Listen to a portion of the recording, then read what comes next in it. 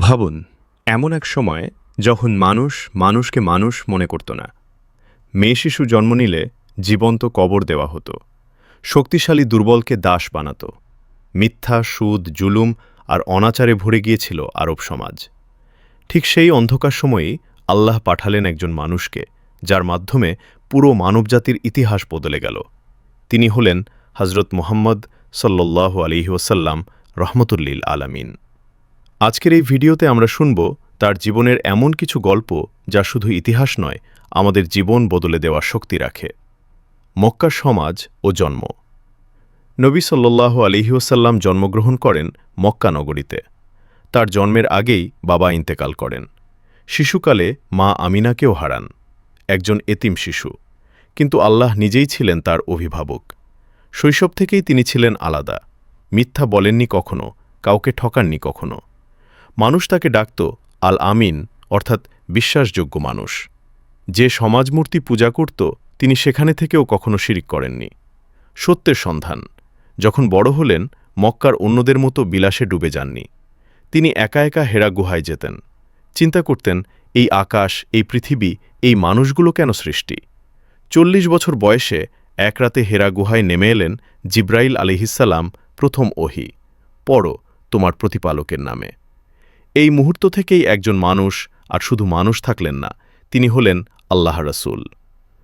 নবী সাল্লাল্লাহু আলাইহি ওয়াসাল্লাম মানুষকে ডাকলেন এক আল্লাহর দিকে। বলেন, সব মানুষ সমান, কালো সাদা কোনো ভেদ নেই, নারী পুরুষ সবাই মর্যাদাবান। কিন্তু মক্কার নেতারা ক্ষিপ্ত হল, তাকে পাগল বলা হলো, মিথ্যাবাদী বলা হলো, তার পথে কাঁটা ফেলা হয়েছে, গলায় ময়লা দেওয়া হয়েছে, সাহাবীদের ওপর চালানো হয়েছে নির্মম অত্যাচার। তবুও তিনি বলতেন, হে আল্লাহ, আমার কওমকে ক্ষমা করো। একদিন তিনি তায়েফে গেলেন দাওয়াত দিতে, কিন্তু মানুষ তাকে শুনল না, বরং পাথর মারল। রক্তে ভিজে গেল তার পা। ফেরেশতা এলেন, বললেন, চাইলে পুরো তায়েফ ধ্বংস করে দেব। নবী সাল্লাল্লাহু আলাইহি ওয়াসাল্লাম বললেন, না, হয়তো তাদের বংশধররা একদিন আল্লাহকে চিনবে। আজ তায়েফে মসজিদ আছে এই দোয়ার ফলেই। হিজরত ও নতুন সমাজ। শেষ পর্যন্ত আল্লাহর নির্দেশে তিনি হিজরত করলেন মদিনায়।